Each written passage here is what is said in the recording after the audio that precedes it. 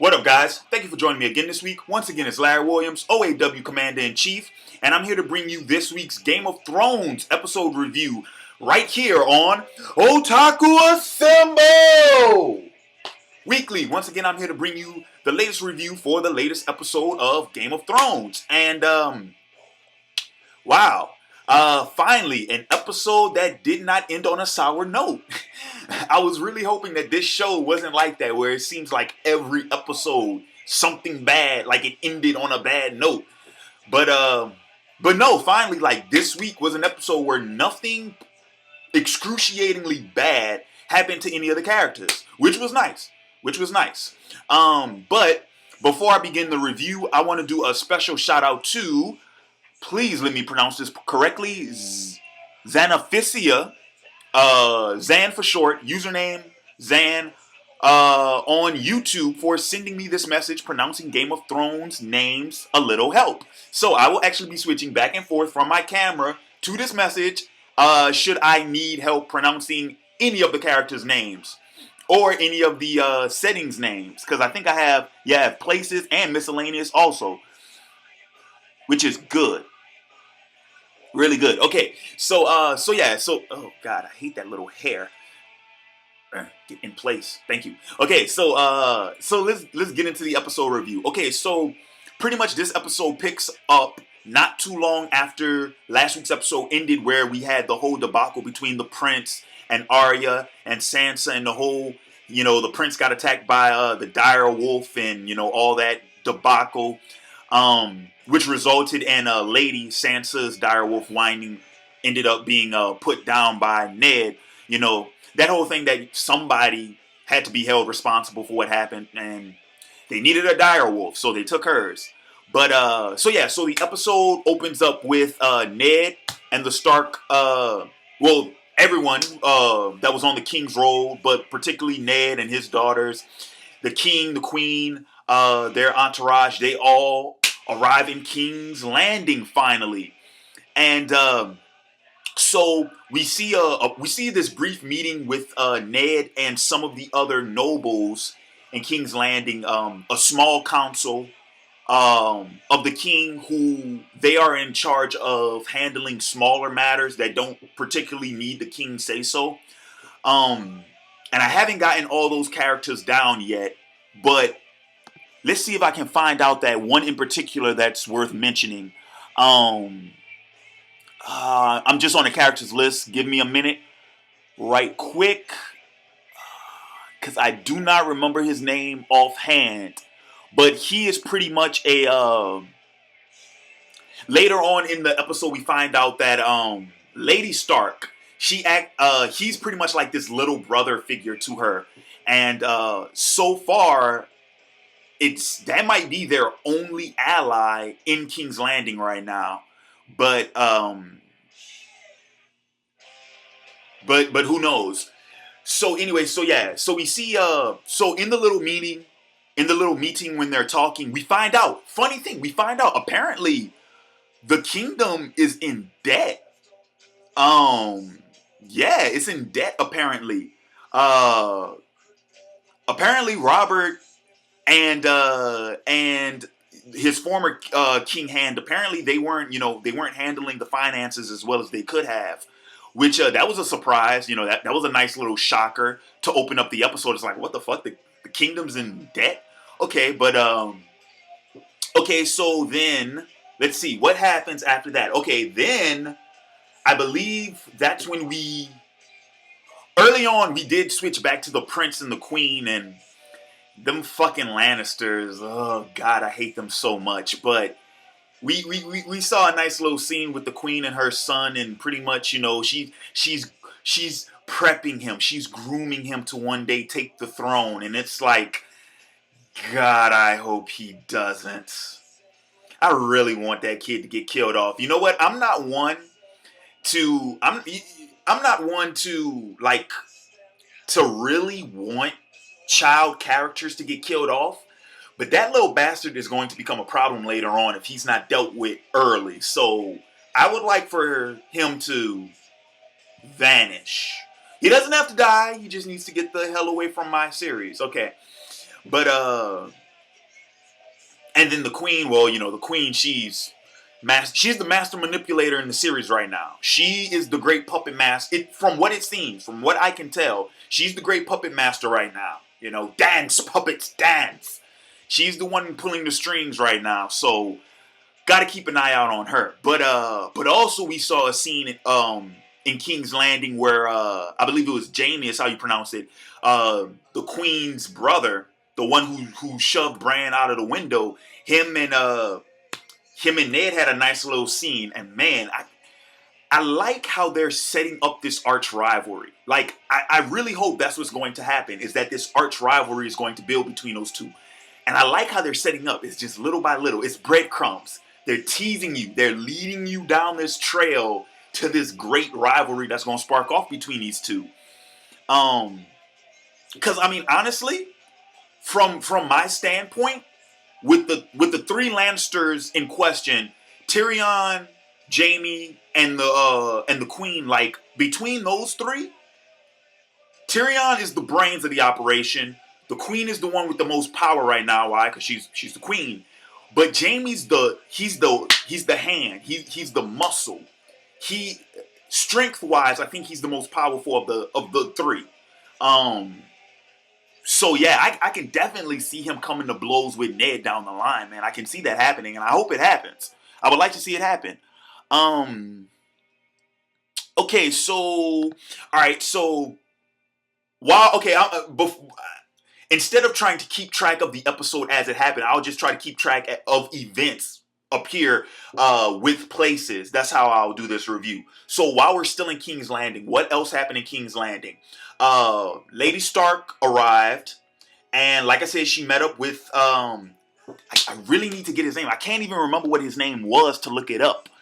But pretty much this character who she tells Ned he's like he's like a little brother to her, and they have almost certainly grounded their suspicion that the Lannisters were behind the attacks on Bran. Now, funny enough, the dagger that the assassin who tried to kill Bran, the one he had, that's Tyrion's dagger.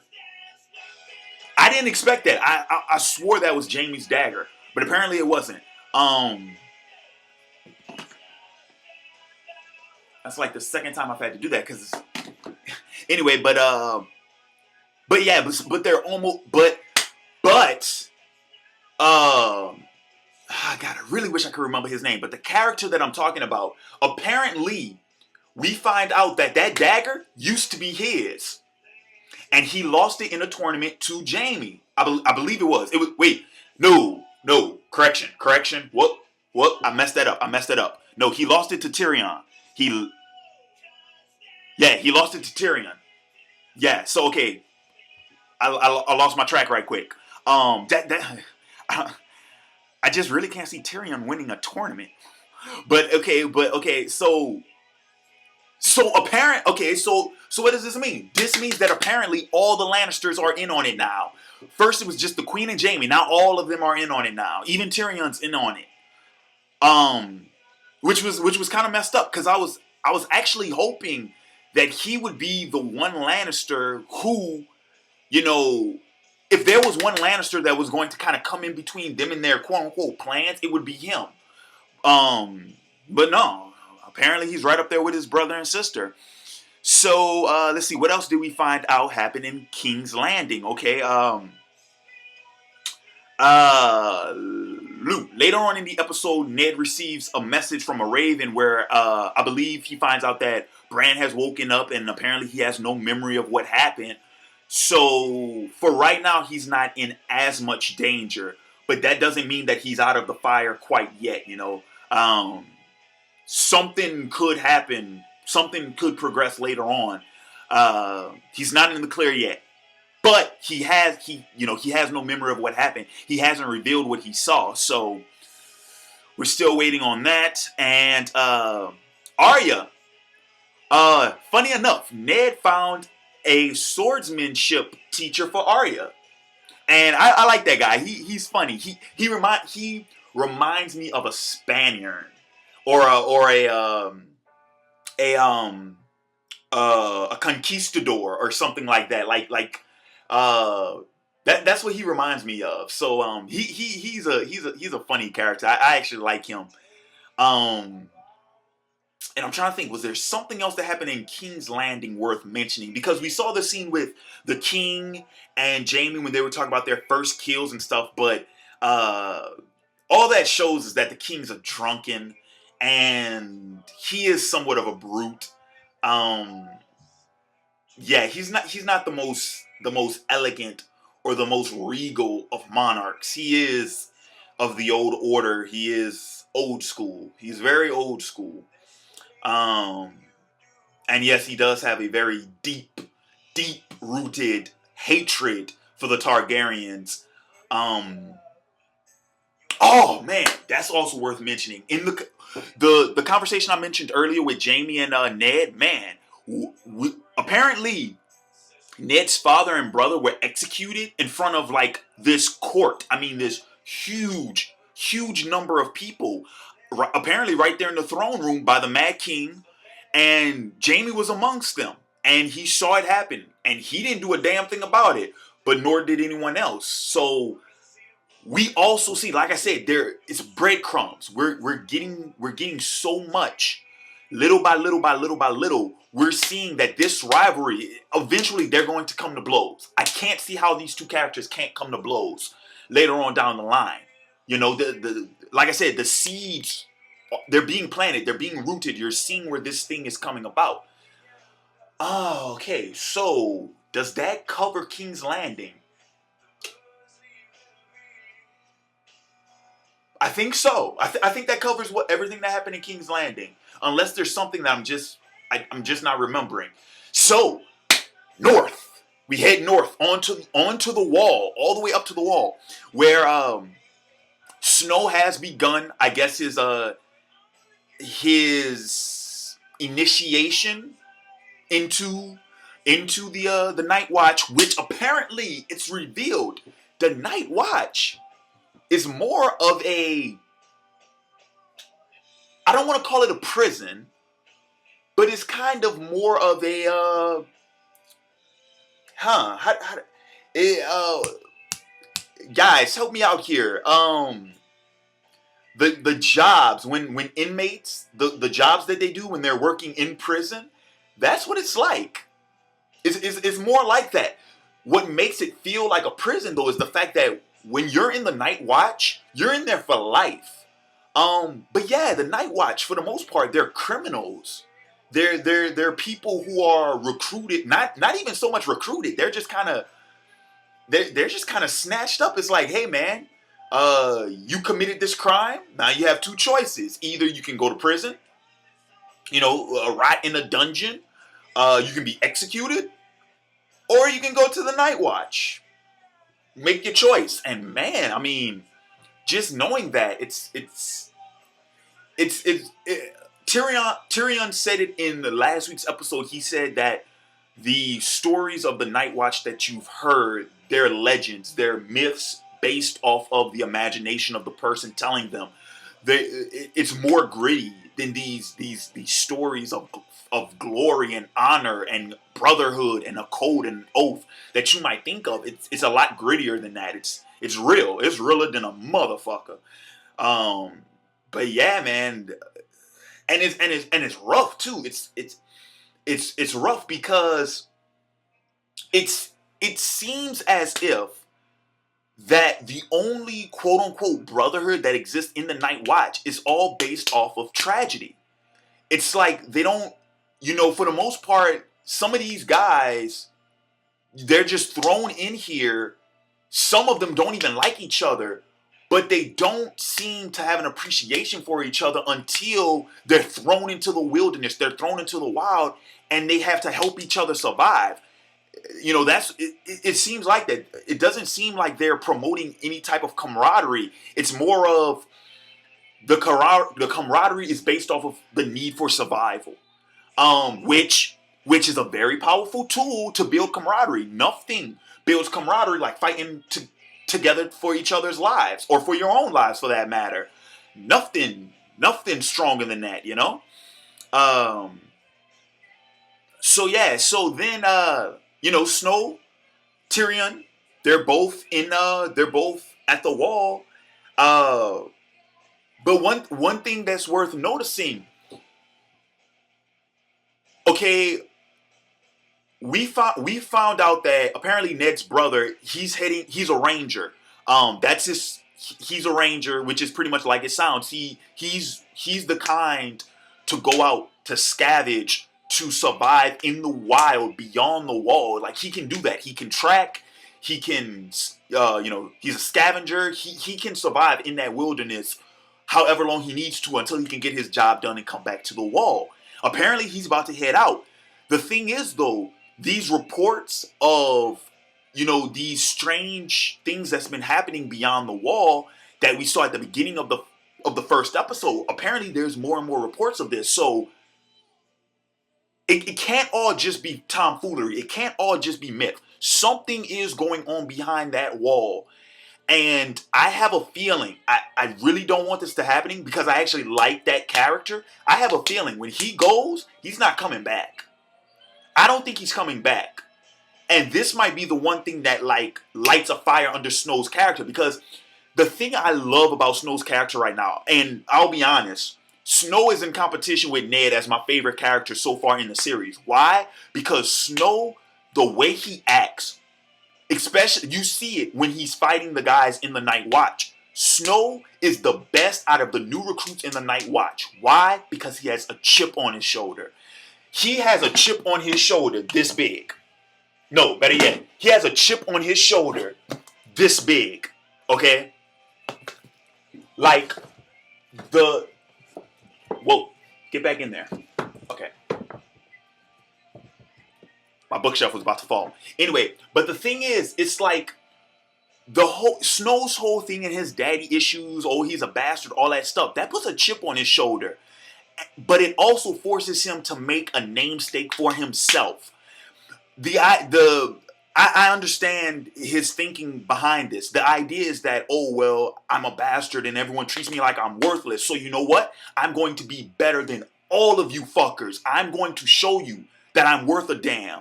I'm going to make myself matter. And that, I love that. I fucking love that mentality.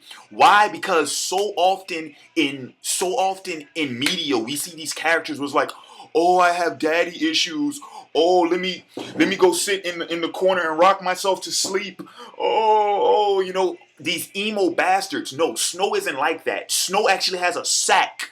Okay, like he is going to man up. He's like, you know what?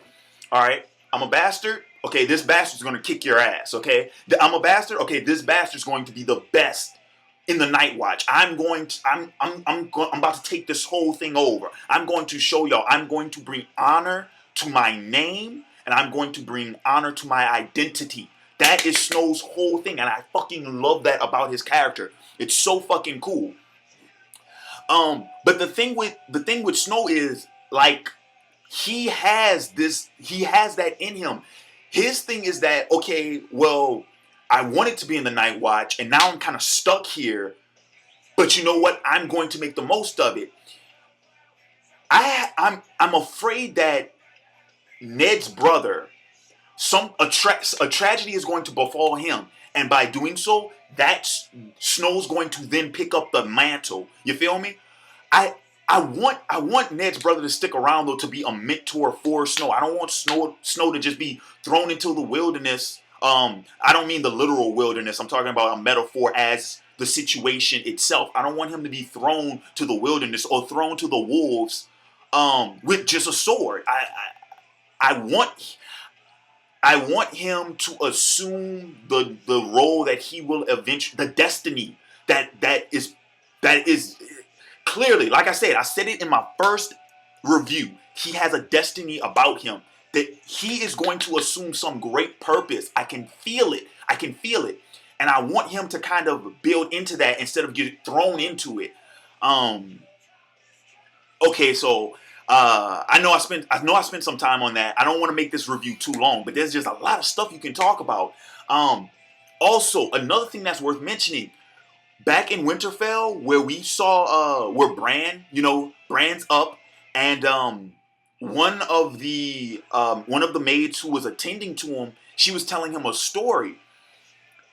I am fascinated with the myth around the White Walkers. Why? Because we don't know what they are per se. Now, we saw later on in the episode, towards the end of the episode, where Ned's brother talked about the White Walkers, where he said he's like, yeah, they aren't monsters. They're made of flesh, blood, and bone, just like you and me. But they are a force to be reckoned with. They're not to be taken lightly. Like, the first time I ever heard of the White Walkers, this was the idea I was thinking. I was thinking that the White Walkers was a tribe, a massive tribe of people, natives, okay, natives to that area, that they not only do they it the idea is that they own the North. Like, they live in that, they can survive in it, they can hide in it, they can fight in it. That is their dominion. And there are so many of them that literally, if you are not one of them, you won't survive north of the wall if you get into a confrontation with them. Um to give a better example of what I'm thinking they are, what I'm hoping they are like,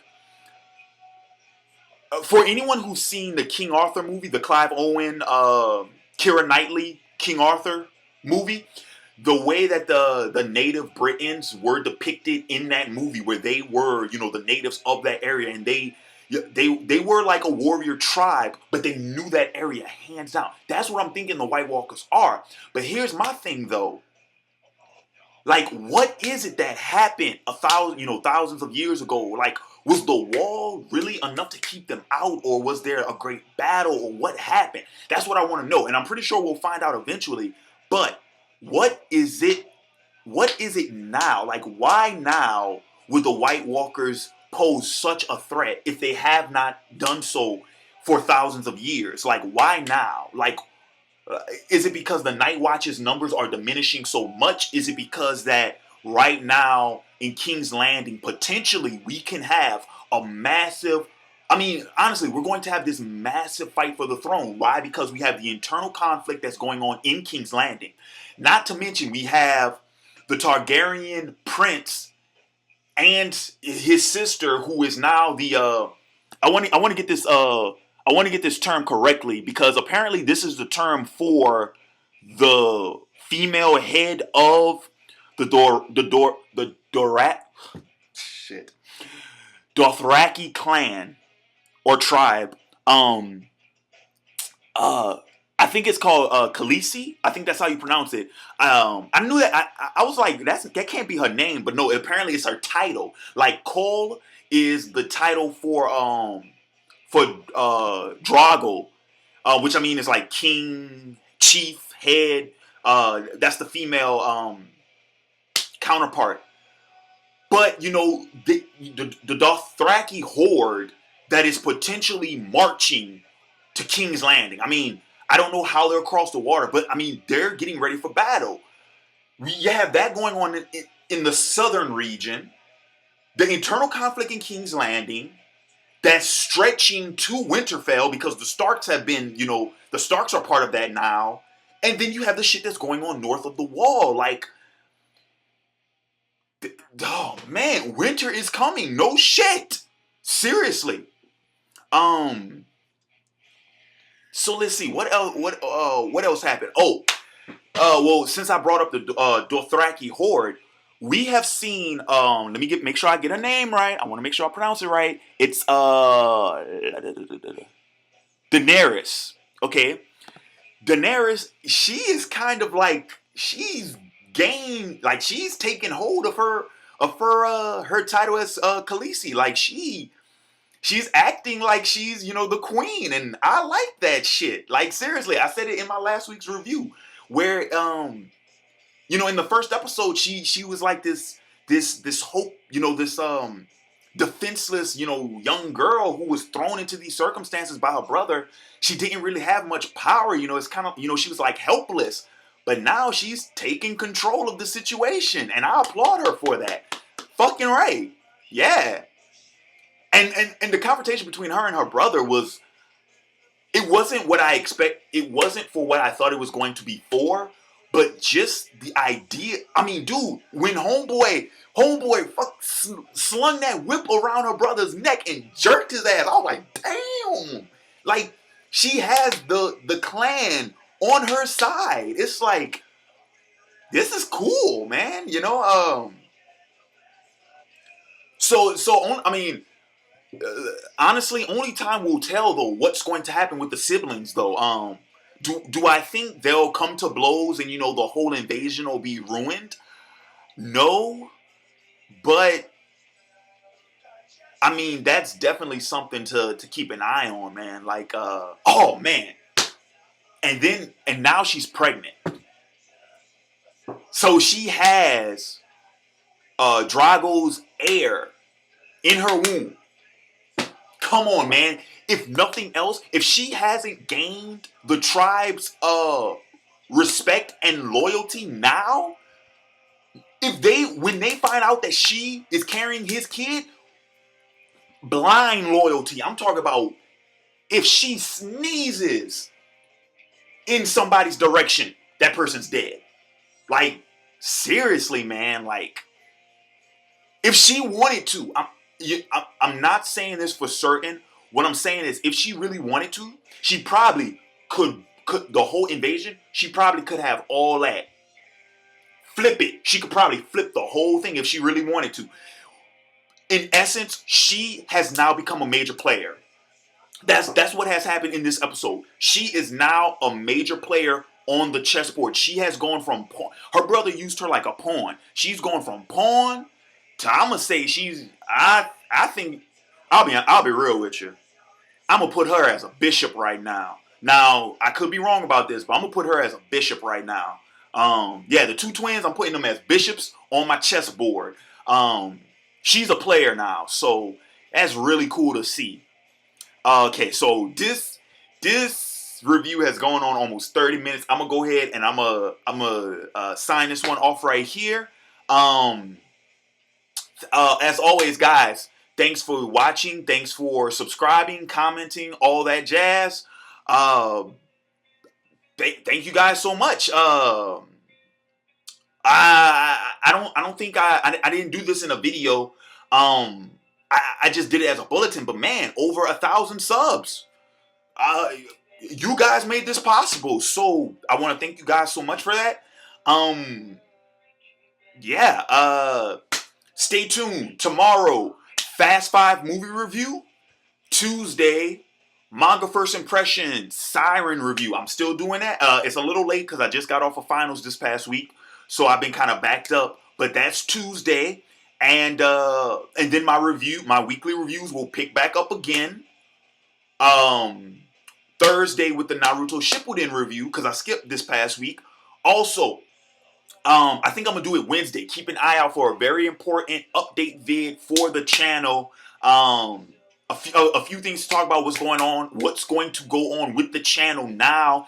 Now that my semester is pretty much ended, moving into the summer, moving into new things that's happening. Pretty much what's going to be happening with the channel for the summer. Pretty much that's pretty much what it is. So once again, this is Larry Williams, OAW Command in Chief. I'm signing off, and I'll catch you cats later. Peace.